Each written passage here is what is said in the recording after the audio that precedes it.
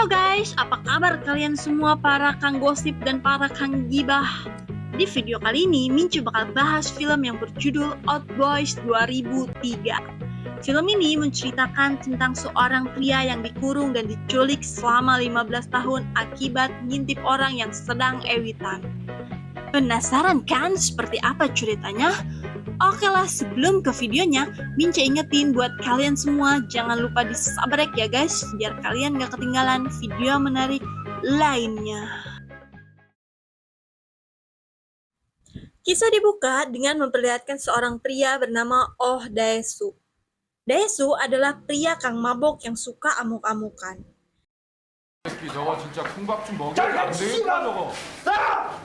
Setelah itu, Dae-soo terlihat sedang menelpon putrinya yang bernama Yoon-hee. Dae-soo yang mengetahui Yoon-hee sedang berulang tahun memberikan sebuah hadiah. Kemudian, sahabat Dae-soo yang bernama Jo-hwan memberi ucapan selamat untuk Yoon-hee.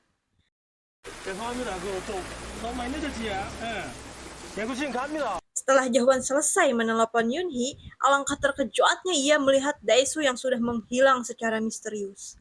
Bahkan, hadiah untuk Yoon-hee pun tertinggal gak goletak begitu saja.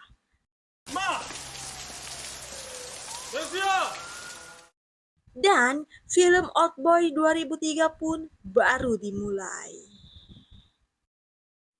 Singkat cerita, 3 bulan berlalu Dae-soo menghilang. Yang ternyata, Dae-soo dikurung di sebuah ruangan. Dae-soo terlihat sedang memohon kepada seseorang untuk dibebaskan.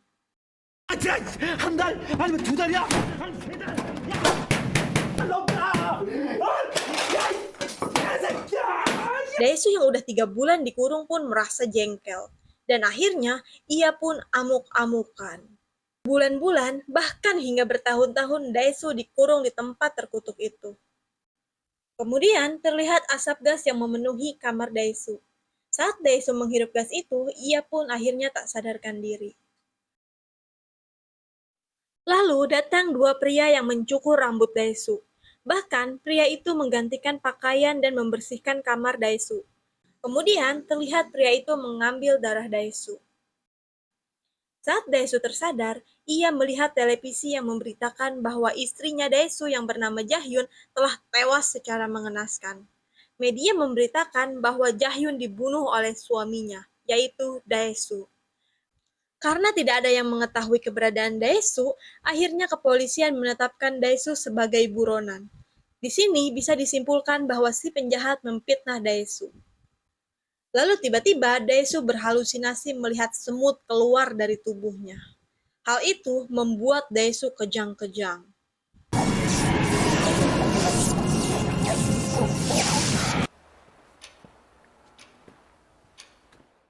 Singkat waktu, 3 tahun berlalu.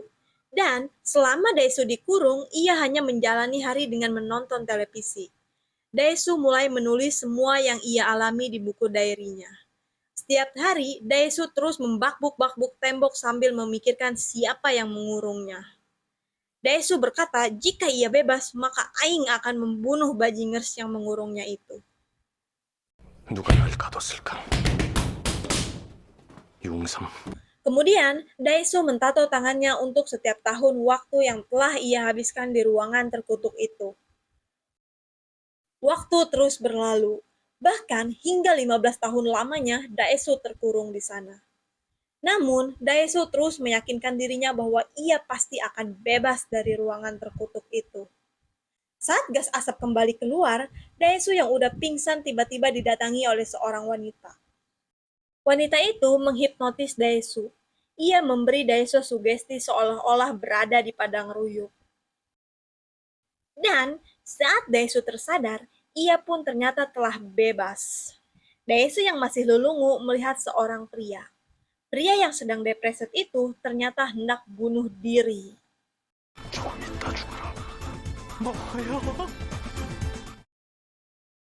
Dae-soo yang masih menjadi buronan terlihat luntang-lantung tepara rubuh.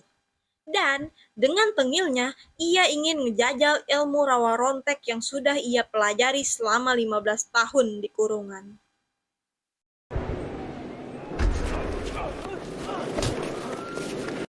Setelah itu, Daesu yang sedang ngahuleng tiba-tiba didatangi oleh seorang pria. Pria itu memberi Daesu HP Need Note dan sebuah duit. Daesu yang udah sangat lapar ingin cosplay jadi kanibal. Ia meminta makanan hidup kepada si pelayan. Lalu tiba-tiba HP Need Note Daesu berdering. Ternyata itu si pria misterius yang menelpon. Lalu Daesu bertanya, kenapa maneh mengurung aing, ha? Tapi si pria malah menyuruh Daesu untuk merenungkan hidupnya. 복수란 누구야? 넌 누구야? 나요. 난 일종의 Si pelayan yang udah menyajikan gurita hidup langsung dimukbang oleh Daesu. Layaknya seorang monster, ia berusaha ngaleg-leg si gurita. Si pelayan yang melihat Daesu seperti orang polongo berusaha menenangkan. Dan saat si pelayan menggenggam tangan Daesu, si Daesu malah pingsan dengan cocot yang penuh tentakel. Singkat cerita, Daesu yang baru tersadar dari pingsan melihat si wanita sedang membaca buku diarinya. Si wanita merasa tidak menyangka Daesu mengalami hal mengerikan seperti itu. Saat si wanita sedang ngecewer di toilet, tiba-tiba Daesu langsung menyergapnya. Hasrat ewitannya yang selama 15 tahun terpendam kini memuncak sampai ke ubun-ubun. 15년 동안의 상상 훈련. Alih-alih mendapat ewitan dari si wanita, sialnya Daesu malah kena gaplokan dari si wanita itu. Lalu, wanita yang bernama Mido merasa bersalah karena telah menolak ajakan gabrut dari Daesu. Di sini, Mido berkata bahwa dirinya belum siap untuk digabrut. Namun, si Mido berkata bahwa ia telah menyukai Daesu. Mido memberitahu Daesu bahwa jika suatu saat ia telah siap untuk digabrut, maka Daesu harus menggabrutnya. Singkat cerita, Mido mendatangi toko jam. Ia menyamar menjadi reporter demi mencari informasi mengenai Yunhee, anak Daesu. Mido memberi Daesu alamat Yunhee yang telah diadopsi oleh seorang dokter di Swedia. Alih-alih mencari keberadaan anaknya, Daesu malah ingin balas dendam kepada si pria yang telah mengurungnya. Di sini, Daesu mulai mendatangi semua restoran pangsit. Ia mencoba satu persatu pangsit itu. Daesu yang selama 15 tahun hanya diberi makan pangsit, mengetahui betul rasa pangsit yang ia makan di tahanan. Hal itu bertujuan agar ia bisa menemukan siapa pelaku yang mengurungnya. Setelah itu, Mido terlihat sedang chatting dengan pria bernama Evergrande. Si Evergrande mengetahui bahwa Daesu telah dikurung selama 15 tahun. Daesu yang curiga Mido bagian dari si Evergrande langsung bergegas pergi. Di sini, Mido berusaha menjelaskan bahwa ia tidak tahu apa-apa. Daesu yang udah tahu di mana tempat selama ini ia dikurung, langsung mendatanginya. Di sana, ia bertemu dengan pria bernama Mr. Park. Daesu yang mengetahui bahwa selama ini ia telah diawasi merasa sangat murka. Dan bak psikopat rawa cubluk, Daesu pun mencungkil satu persatu gigi Mr. Park.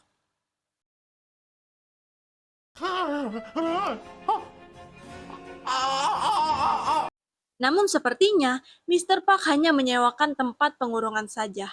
Dalam artian, ada orang lain di balik ini semua. Setelah itu, terlihat Daesu yang kembali ngajajal ilmu rawa ronteknya.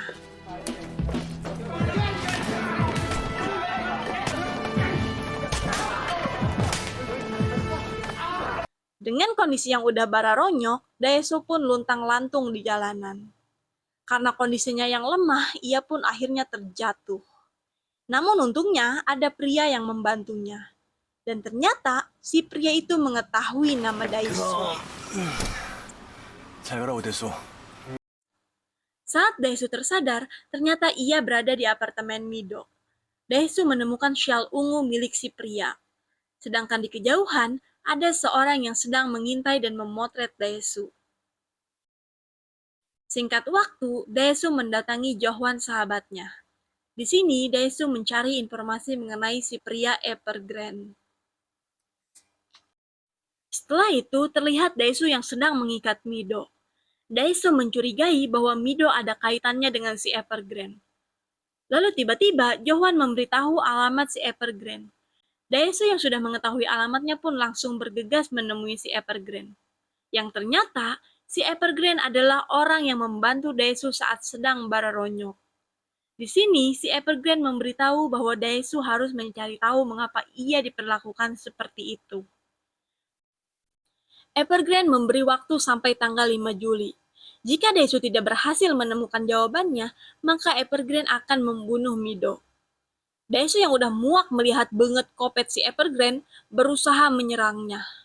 Namun, si Kopet berkata bahwa ia akan sukarela bunuh diri jika Daesu berhasil menemukan jawabannya. Kemudian, Daesu pun teringat kepada Mido. Yang ternyata, Mido udah disandra oleh si Mr. Park. Di sini, Mr. Park yang sakit hati karena giginya udah dicungkil paksa oleh Daesu, berniat ingin mencungkil gigi Daesu.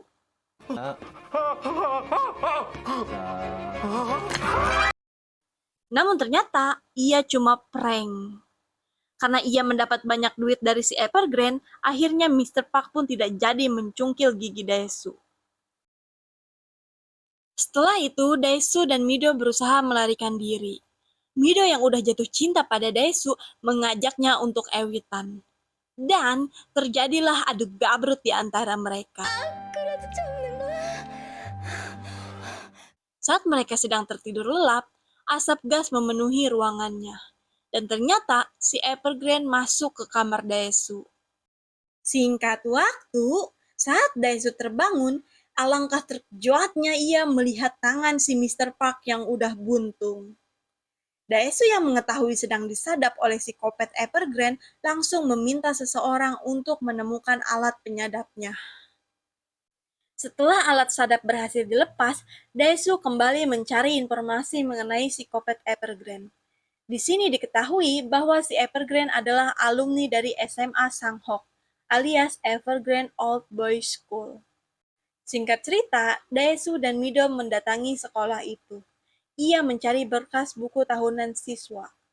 Daesu dan Johwan ternyata murid dari sekolah itu.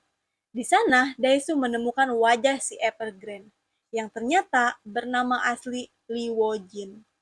Daesu menemukan amplop ungu yang berisi nama salon.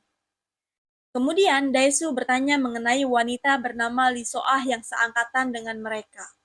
Di sini, Johwan menceritakan bahwa So-ah telah meninggal bunuh diri di sungai. Johwan berkata bahwa So-ah adalah seorang pelacur abis. Banyak rumor di sekolah bahwa ia sering ewitan dengan para pria. Woo-jin yang ternyata berada di warnet menguping apa yang Johwan bicarakan.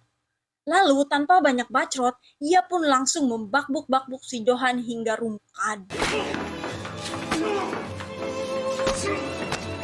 Di sini, Woo-jin juga memberitahu Daesu bahwa So-ah adalah kakaknya. Dan So-ah bukanlah seorang pelacur. Di sini diketahui fakta bahwa So-ah adalah kakak kandung dari Woo-jin. Hari terus berlalu. Daesu yang mengetahui Johwan telah rungkad amuk-amukan.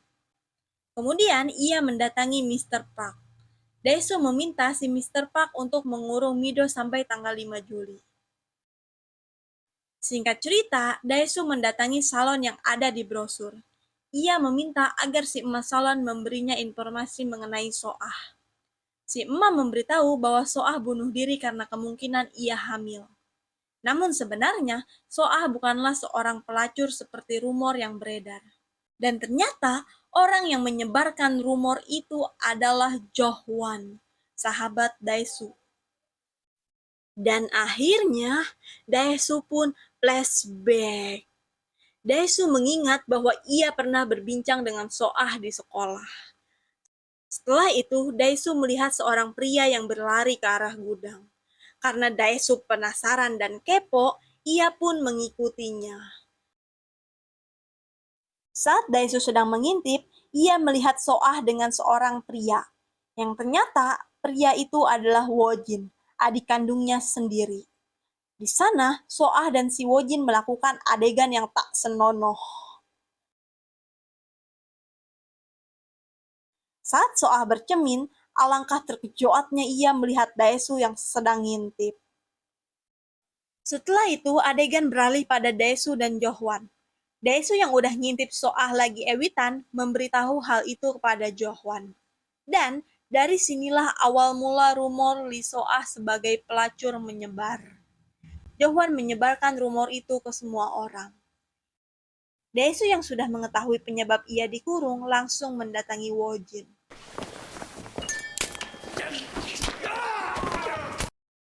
Daesu langsung berkata bahwa Wojin telah ewitan dengan kakaknya. Dan Daesu-lah yang memulai gosip itu, sehingga membuat Soah depresot dan bunuh diri. Daesu yang merasa sudah menang dengan pedenya menyuruh Wojin untuk bunuh diri, sesuai dengan janjinya. Daesu juga berkata bahwa Wojin-lah yang sebenarnya membunuh Soah. Namun di sini Wojin malah memberi penjelasan yang sangat mengejutkan. Ia memberitahu Daesu bahwa selama ini Daesu dan Mido telah dihipnotis. Mereka berdua disugestikan untuk saling mencintai. Dan pertemuan pertama Daesu dan Mido adalah bagian dari rencana Wojin. Kemudian, Wojin menyuruh Daesu untuk membuka sebuah kotak. Yang ternyata di dalam kotak itu adalah album keluarga Daesu. Terdapat banyak foto Yunhee anak Daesu. Dan faktanya, Mido adalah anak kandung dari Daesu yang bernama Yunhee. Betapa terkejutnya Daesu mengetahui selama ini ia telah ewitan dengan putri kandungnya sendiri. Sungguh edan sekali.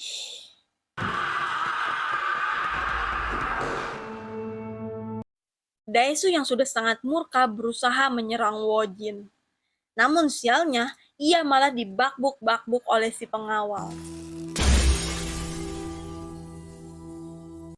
Saat Daesu sudah akan rungkat, Wojin pun akhirnya menembak si pengawal hingga rungkad.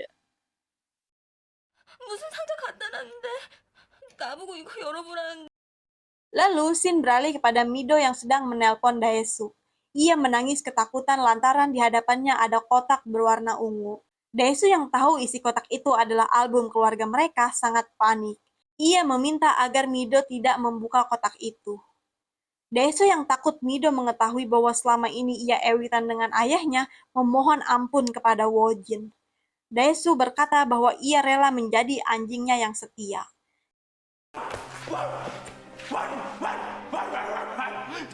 Dengan rasa depresot yang mendera sampai ke ubun-ubun, Daesu rela menjilat sepatu Wojin seperti dogi. Saking frustasinya, Daesu nekat memotong lidahnya sendiri. Wojin yang melihat hal itu akhirnya membatalkan Mido untuk membuka kotak itu. Dan akhirnya, Wojin pun meninggalkan Daesu dengan suara rekaman saat Daesu dan Mido sedang ewitan. Sungguh goblok sekali.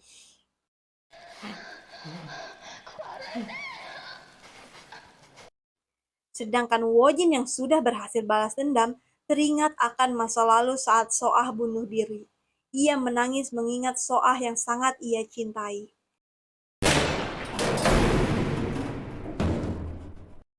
Dan akhirnya, ia pun melakukan diskon nyawa. Singkat waktu, adegan memperlihatkan Daesu yang sedang bersama Dr. Yun. Di sini, Daesu meminta agar si dokter menghipnotisnya. Hal itu dilakukan agar Daesu mampu melupakan apa yang pernah ia lakukan dengan Mido anaknya. 비밀을 아는 당신은 몬스터예요.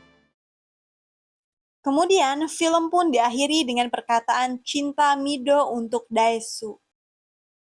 사랑해요, 아저씨. Dan film pun selesai. Dan pelajaran yang dapat diambil dari film ini adalah jagalah cocot kalian dan jangan suka ngintip orang yang sedang ewitan. Oke lah, gua Mince si milik Kitty pamit undur diri. Wassalamualaikum.